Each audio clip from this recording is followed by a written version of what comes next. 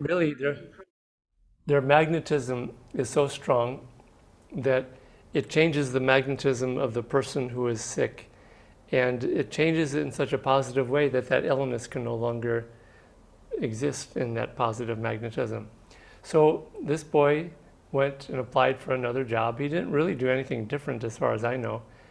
But with this company, it was a successful company. And I understand he had a whole career with that company. And it was so positive and successful just from changing his magnetism. He didn't change his knowledge. He didn't do all the research and do all the studying to see what he should be doing. Just simply one thing changed, and that was his magnetism. So this is why working very consciously with magnetism probably is the most important thing we can do. This means having positive attitude, using affirmations, putting out a lot of energy, which I'll talk more about here in a moment. But just simply having a positive attitude attracts to us positivity. Yoganandaji said, thoughts are universally and not individually rooted. And this means that even ideas, we think we have an idea. We think, I had a great idea, and we think it was ours. But no idea is ours. No thought is ours, or we can't create a thought. All Yogananda said by this was that all thoughts are created by God. They're all kind of swimming in this ocean all around us. What we do is we attract thoughts to us. And when we're in an uplifted state, we attract inspired thoughts and ideas, creative ideas. When we're in a negative state, we've seen this. When we're in a bad mood and we go out, and that's when we get in a car, our car gets dented and someone comes up and yells at us. And so when we're positive, we tend to attract more positive things. So be very careful and aware of our magnetism.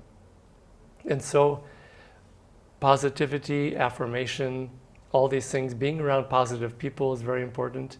Yogananda said if you wanted to be a successful business person, he didn't say go to business school. He said go and shake the hands of really famous, really successful business people. He said when you shake someone's hand, it creates like a horseshoe magnet, and that magnetism is exchanged, and you draw that successful business magnetism.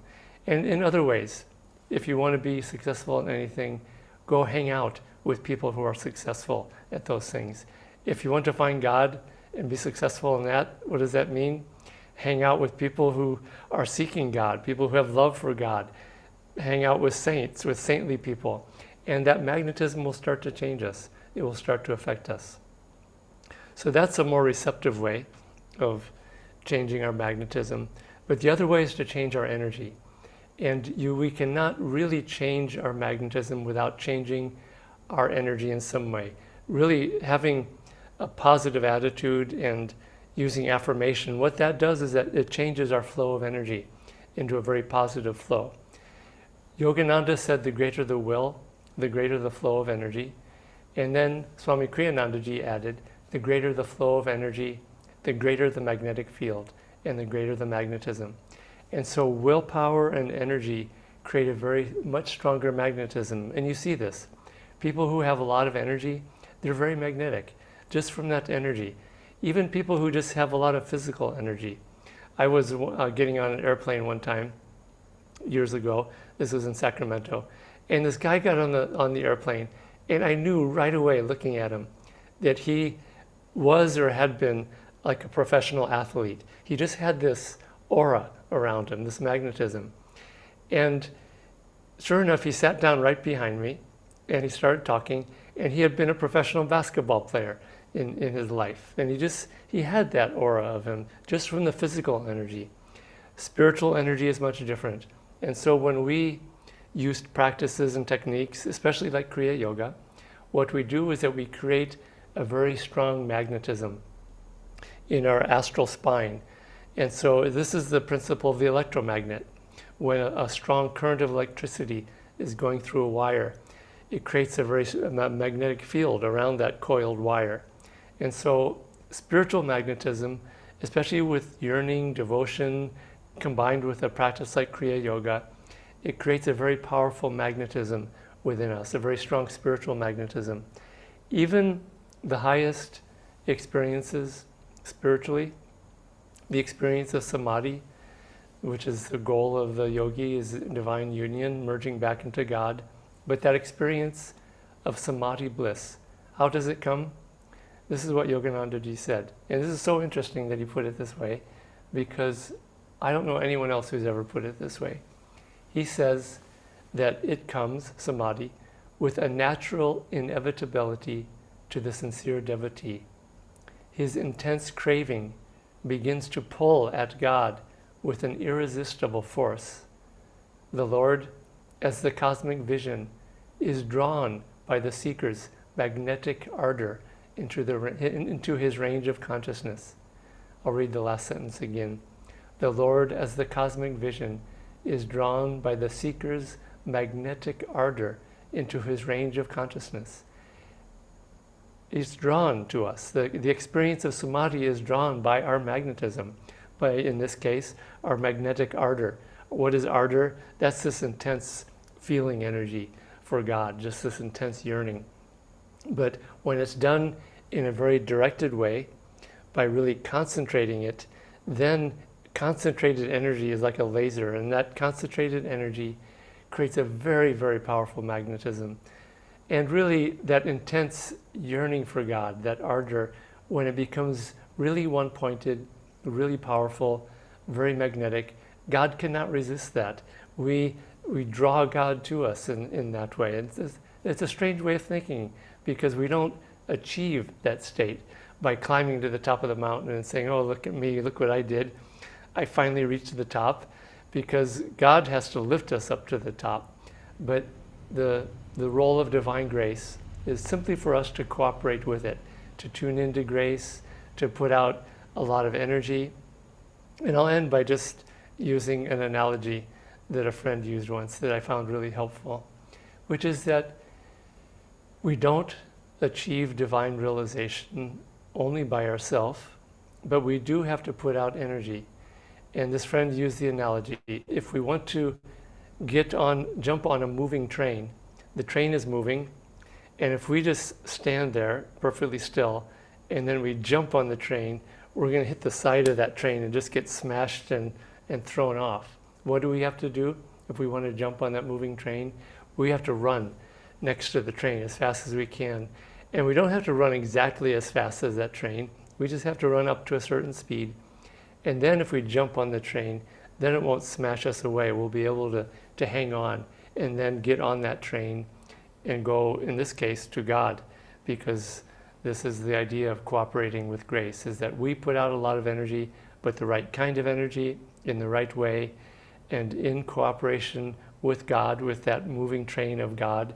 And when we jump on it in that way, doing our best effort, then that is how success is achieved. And so success, really, the key is changing our magnetism. And the key to that is putting out energy. The key to energy is willpower. Energization exercises that Yoganandaji taught are really, really great for changing our magnetism, along with all these other practices that we do. Really, Hong Sao technique, Kriya Yoga, devotion, all these things, they change our magnetism, and they change us. And they attract spiritual friends, they attract success outwardly even, they attract life partners even, according to Yogananda. But ultimately, they attract spiritual success in the end. So now Premdas will share some more on this great topic. Thank you, Devashi. Yeah, I think it was so inspiring to hear how the basic principles laid out so clearly from all his experience. So, friends, yeah. So, what I was thinking for today is maybe I'll share with you a song now. This song is called Walk Like a Man. So, while listening to it, my sharing will be mostly based on this song. There is secrets of success written inside this song. As you keep hearing, just keep tuning into it. It's a it's written by Swami Kriyananda ji. So I'll just share it now. So during this song, just try to tune into those successful vibration and this thing. So after that, I'll just share.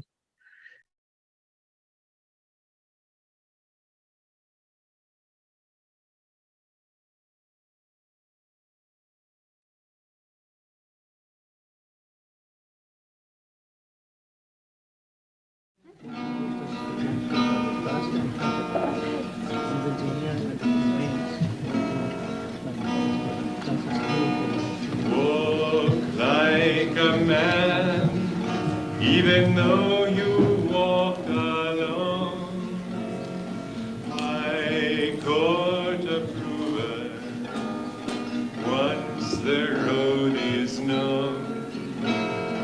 Let come who will, but if they alter home, the goal still awaits you. Go on alone.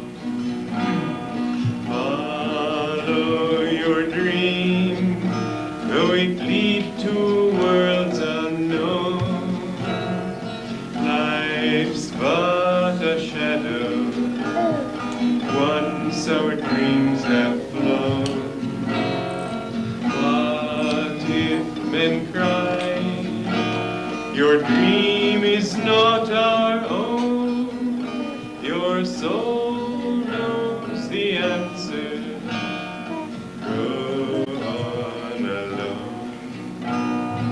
Give life your heart, bless everything that's grown. Fear not the loving, all this world's your own. Make rich the soil, but once the seed is sown, seek freedom, don't linger. Go on alone. Walk like a man, even though you walk alone. Why court approver, once the road is known? Let come who will, but if they all turn home, the goal still awaits you. Go on alone. Go on alone. Go on alone.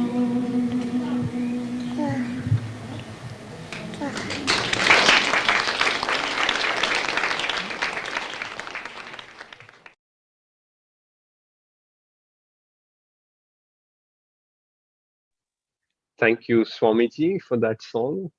So the first lines, just the first lines, walk like a man, even though you walk alone. So the one of the attitudes of success, which I was trying to focus today, is sometimes the successful people, when we see, they always do what comes from within, the inspiration from within. So they don't do just what is the popular trend right now or something.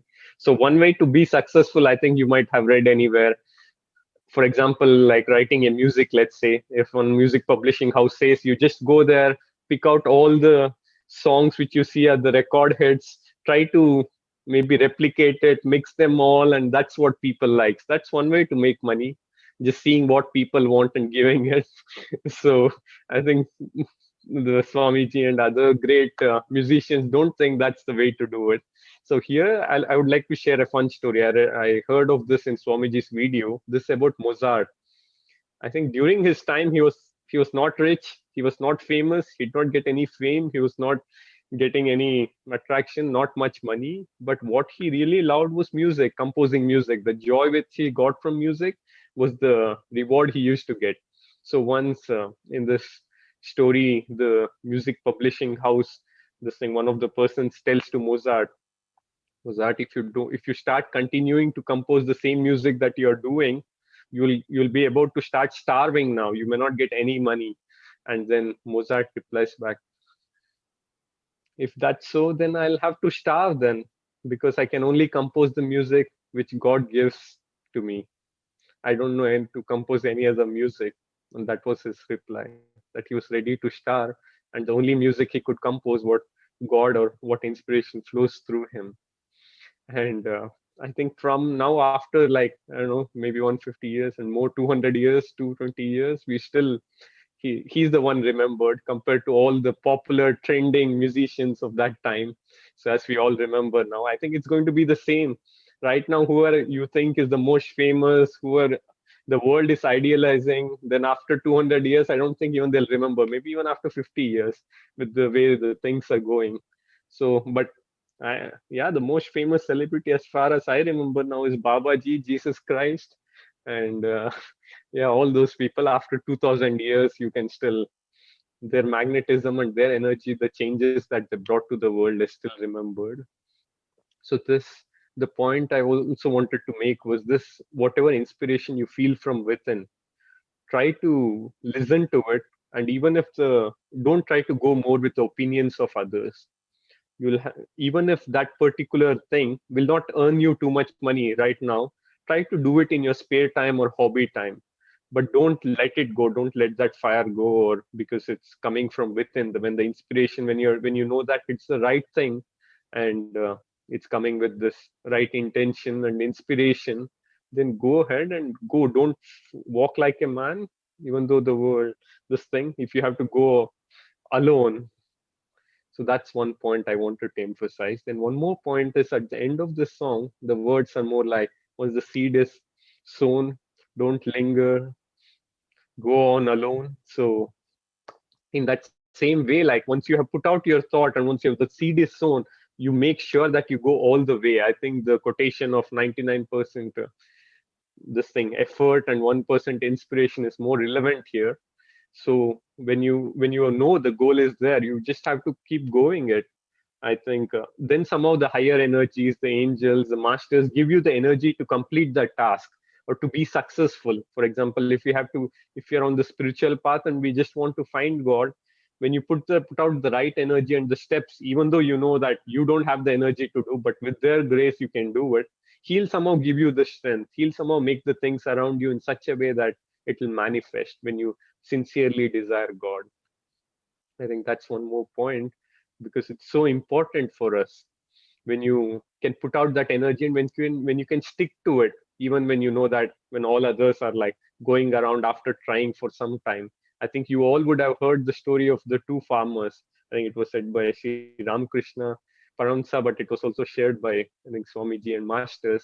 There was these two farmers, and all they had to do was, water was about to come, and all they had to do was make channels like this so that the water goes to their farms. And they started working early morning, both farmers, and then at some point one farmer's wife comes along and she says, why don't you come and have some tiffin, maybe upma or whatever she was making, and why don't you come and have some food now and you can continue back the work. And he just thought, okay, he was half-hearted in some way, and he said, okay, yeah, why not food. And he went to eat food.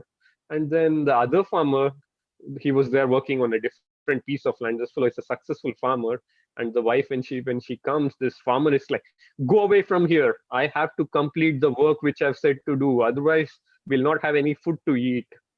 So then the water comes, and the other farmer who has gone to eat misses out, and the water doesn't reach his farm well. But the other farmer who put all the channels well, the water starts reaching the farm. So this way, for success, it's so important to always try to make sure that you complete till the end, even if sometimes the things don't go all as planned. I think one more small this thing from my little experience is the second wind phenomenon. I think runners and athletes share too. Once, I think it was in Pune, some of the, like Bara, Dr. Aditya ji, and many others, we had just gone for a run one day, and we were doing one simple exercise. It was just like from the ground, we were just bending and touching our knees with our head. So all of us took turns, and we were just trying to count how many each person was doing. That particular day, I was just like, somehow there was this good inspiration to do, but I knew I did not have the strength to do around 50 or something. So I was starting to do like 20, 30, and then suddenly I felt there was some strength when I was totally exhausted and tired. I felt this one more strength or energy that was really helping me to do it. Then I went on to do 50, 60, and I was not feeling tired. This was just one small example, but I think you also would have felt it. like when you're about to do some amazing this thing, the higher energies also support. I think it was in one of the books, I think maybe Lessons in Meditation or somewhere else, I forgot which book it is. Like there is a person, I think he was a hiker, and he reached a point in the trek where all he had to do was go almost like he had to go almost reverse. It was an impossible climb to climb, and he was just trying. And few times he even fell down. But then suddenly, once he was trying, he felt a push, and he crossed over the leap. So I think the divine energies and masters are there guiding us when we sincerely ask for the prayers. So I think if we just remember, like Devashiji was sharing about magnetism, the positivity, and these points, we'll be able to like be more successful. I think now I'll be requesting Devashiji to guide us in a small and also share for a few minutes if needed. We'll close with a guided meditation given by Swamiji. And this is a simple exercise for developing magnetism. And what Swamiji says about this visualization meditation is, this is where he says, magnetism is the secret of all success. It is the secret of all true inspiration and of high creativity. And so he tells us how to develop it. So let's close our eyes gazing upwards. And Swamiji says, to develop magnetism in the best way, concentrate on the energy in the heart. And so feel the energy of the heart. You can feel a warmth there. You can feel love or joy there.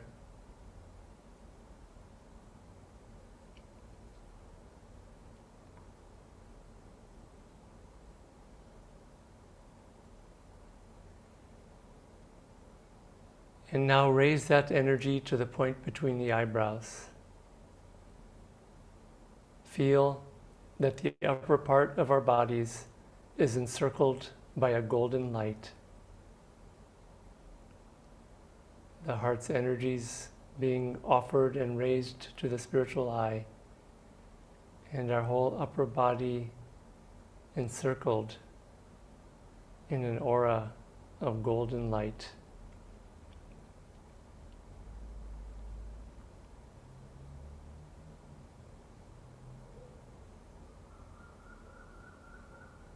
Feel that light centered finally at the top of the head, the Sahasrara or 1,000-petaled lotus.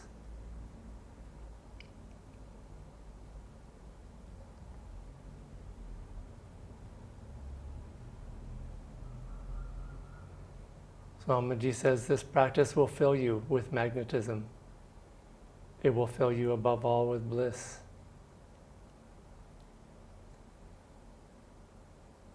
Now then, for creativity, send that energy outward through the point between the eyebrows.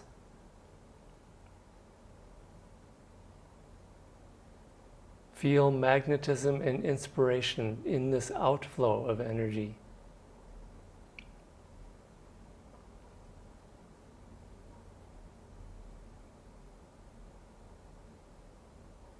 Direct them towards whatever task you want to work on creatively.